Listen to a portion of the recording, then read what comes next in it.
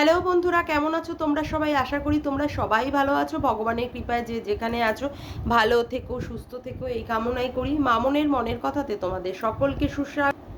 আমিও খুব ভালো আছি। আবার আরেকটি নতুন কন্ট্রোভার্সিয়াল ভিডিও নিয়ে তোমাদের সামনে চলে এসেছি। আজকে আমি এই ভিডিওটি করে রেখে দেবো, আগামীকাল তোমরা এই ভিডিওটি পেয়ে যাবে। আমি ক্যাথাকুরানিকে নিয়ে আজকে বলতে বসেছি। ক্যাথা মানে কত বড় একটা অসভ্য আর কত বড় একটা দুশ্চরিত্রা মহিলা, যে ফ্ল্যাটটাকে সে নিয়েছে সে প্রথম থেকে কি বলে এসেছে যে ফ্ল্যাটটা নাকি সে কিনেছে। কেন? কারণ সেখানে তার ছেলেকে সে স্কুলে ভর্তি করবে, একটা ভালো পরিবেশ দেবে, তারপরে সেখানে তার সাথে সাথে তার মা যাবে, বাবা যাবে, ঠাম্মি গিয়ে তার সাথে গিয়ে থাকবে, দাদা বৌদি তো অবশ্যই যাবে। তো তার জন্যই সে ফ্ল্যাটটাকে কিনেছে। যাই হোক, তার পরবর্তীকালে তো দেখাই গেল ফ্ল্যাটটাকে সে কেনেনি, সে নাকি ভাড়া নিয়েছে 8,000 টাকার ভাড়া, এবং 11 মাসের সে কি করেছে, 11 মাসের সে এগ্রিমেন্ট করেছে।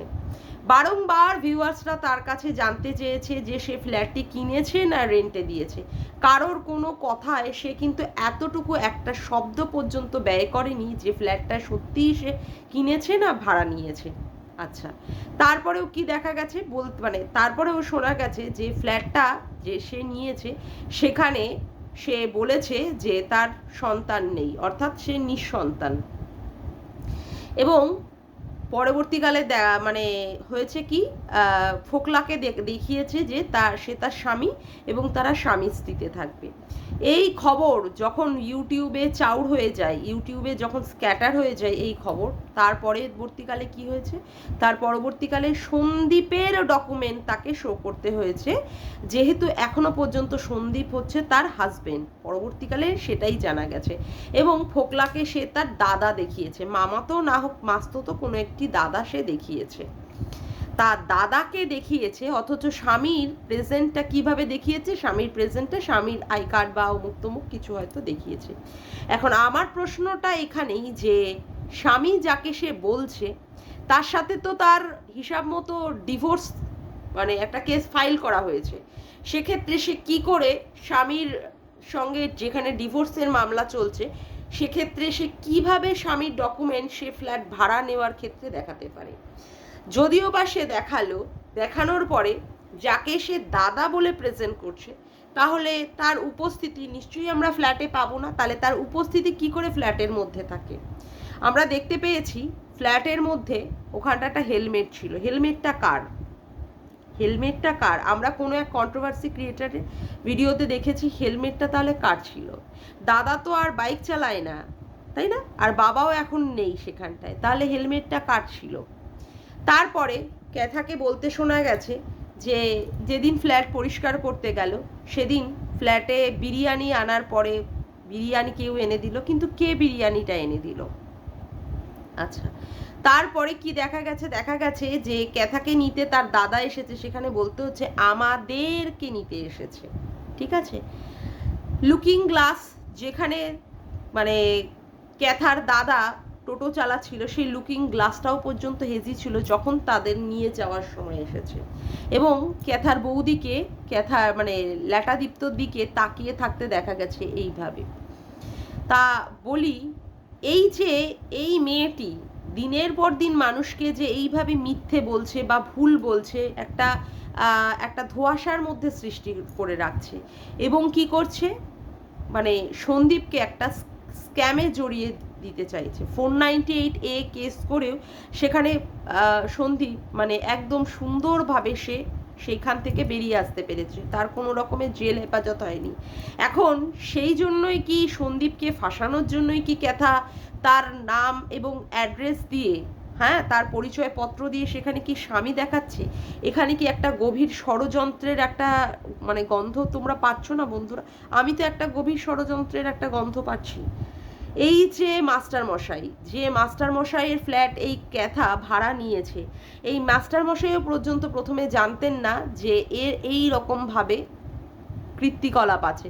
সেখানে মাস্টারমশাইয়ের স্টুডেন্টের মায়েরাই নাকি মাস্টারমশাইকে জানিয়ে দিয়েছে কি করে তাকে ফ্ল্যাটটি ভাড়া দিল। আসলে মাস্টারমশাই তিনি তার পরিবার নিয়ে অন্য কোনো এক জায়গায় থাকেন, সেই জন্য ফ্ল্যাটটা তিনি ভাড়া বা বিক্রি করে দিতে চেয়েছিলেন, যেহেতু অনেকটা উঁচুতে ছিল, হ্যাঁ, লিফটে করে গিয়ে হয়তো 5 তলার উপরেই মনে হয়, 4 তলার উপরে 5 তলায় ফ্ল্যাটটা, সেই জন্য কেউ সেই ফ্ল্যাটটা কিনতেও চায়নি বা ভাড়াও নিতে চাইছিল না, একমাত্র গামলাই সেখানে ভাড়া নিয়েছে। গামলার সেখানে ভাড়া নিয়েছে এবং গামলার কীর্তিকলাপ সেই মাস্টারমশাই জানতেন না। আজকে সেই গামলার কীর্তিকলাপগুলো মাস্টারমশাইয়ের হাতে পরপর করে এসে ধরা পড়ছে, অর্থাৎ তার মানে স্টুডেন্টের মায়েদের কাছ থেকে এসব ধরা পড়ছে। এবং পরবর্তীকালে সেখানকার স্থানীয় বাসিন্দারা যারা রয়েছে তারাও মাস্টারমশাইয়ের কানে খবর দিচ্ছে এবং কন্ট্রোভার্সি ক্রিয়েটারদের কাছেও সেই সমস্ত খবর পাঠিয়েছে, যে যার মাধ্যমে আজকে এইগুলোকে সোশ্যাল হয়েছে।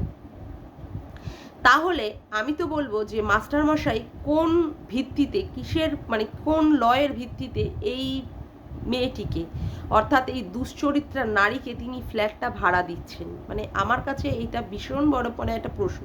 তাহলে আজকে সন্দীপ যদি এই এগেনস্টে, আজকে ক্যাথার এগেনস্টে যদি কোনো রকমের এই যে ফ্ল্যাট কাণ্ড নিয়ে যদি কোনো রকমের মুভ করে, তাহলে কি মাস্টারমশাই ফেসে যাবেন না? মাস্টারমশাই কি তাহলে ফেসে যাবেন না? আবার পক্ষান্তরে যেখানে দেখানো হচ্ছে যে সন্দীপ তার হাজবেন্ড এবং সন্দীপের সমস্ত মানে নথিপত্র জমা দেওয়া হচ্ছে, অথচ সন্দীপ সেখানে প্রেজেন্টই নেই, সেক্ষেত্রে কি সন্দীপও কি একটা ফেসে যেতে পারে না? মানে আমার এটা গভীর প্রশ্ন আমার মনের মধ্যে আজকে সমানেই শুধু ঘুরপাক খাচ্ছে। তাহলে সন্দীপ কি আবার ফেসে যেতে পারে? কারণ ক্যাথা সমানে চাইছে যে সন্দীপকে একটা ট্র্যাপে ফেলানোর জন্য, কারণ যে বলতে পারে আগের দিনে যে মানে চুল্লু খেয়ে উল্লু হয়ে আমার পায়ে পড়বি, তার পরের দিনই সে সন্দীপ মিত্র আমার হাজবেন্ড, তারপরে আবার তাকে বিবাহবার্ষিকীতে সে উইশ করে। এই যে ছলনাময়ী, এই যে একটি নারী, সেই ছলনাময়ী নারীর তো ছলের অভাব নেই, তাই না? সে কিনা বলছে যে সে সন্দীপকে ডিভোর্সও দেবে না, আবার সে বলছে যে সে ক্যাথাকে মানে সরি ল্যাটাকেও সে চায় না, অথচ আমরা অযোধ্যাতে কি সুন্দর দেখেছি না ল্যাটার উপস্থিতি, কি সুন্দর ল্যাটার সাথে সে বসে মানে নাচন কোদন হানিমুন করছে, দেখাচ্ছে যে বাসের ভিতরে সিটটা ফাঁকা, অথচ সিট কিন্তু ফাঁকা যায়নি, সেই জায়গায় কে ছিল? সেই জায়গায় ল্যাটা ছিল, সেই জায়গায় ল্যাটা ছিল। এই যে ছলনাময়ী এক নারী, যে কিনা 5-5টা বছর তার স্বামীর সাথে সে ছলনা করেই দিন কাটিয়েছে, কোনো মতেই সে সুন্দরভাবে সংসার করতে চায়নি, একটা বাচ্চা জন্ম দিয়ে এসেও সে তার বাচ্চাটাকে নিয়ে আসতে পারেনি, সে নাকি এক সন্তানের মা। যেদিন সে তার মানে নিজেকে বাড়ি থেকে বার করলো, তার নিজের গুরুত্বপূর্ণ ডকুমেন্টসগুলো কিন্তু সে নিতে ভুললো না, অথচ নিতে ভুললো কে? সে তার বাচ্চাটাকে নিতে ভুলে গেল। তারপরে প্রয়োজনীয় জিনিসপত্র যেদিন সে মাল রিকভারি করার দিন এসেছিল, সেখানে তার 7খানা কাঁথার কথা বলতে হয়েছে, 7খানা কাঁথা তার মানে চাই, অথচ বাচ্চাটা যে তার কাছে একটা গুরুত্বপূর্ণ জিনিস, তারই মানে রক্ত মাংস দিয়ে তৈরি করা তার সন্তান, সেই সন্তানটাকে মানে ক্ষেত্রে কিন্তু সে নেয়নি। তারপরে এখন তাকে বলতে শোনা যাচ্ছে সে নাকি নিঃসন্তান। এই যে এক মহিলা যার কাছে কোনো সংসারের দাম নেই, যার কাছে কোনো সন্তানের দাম নেই, যার কাছে তার স্বামীরই কোনো দাম নেই, অথচ স্বামীর পরিচয়পত্র হিসাবে সে সন্দীপকে ইউজ করছে, সন্দীপকে সেখানটায় দেখাচ্ছে যে সন্দীপ মিত্র হচ্ছে তার হাজবেন্ড।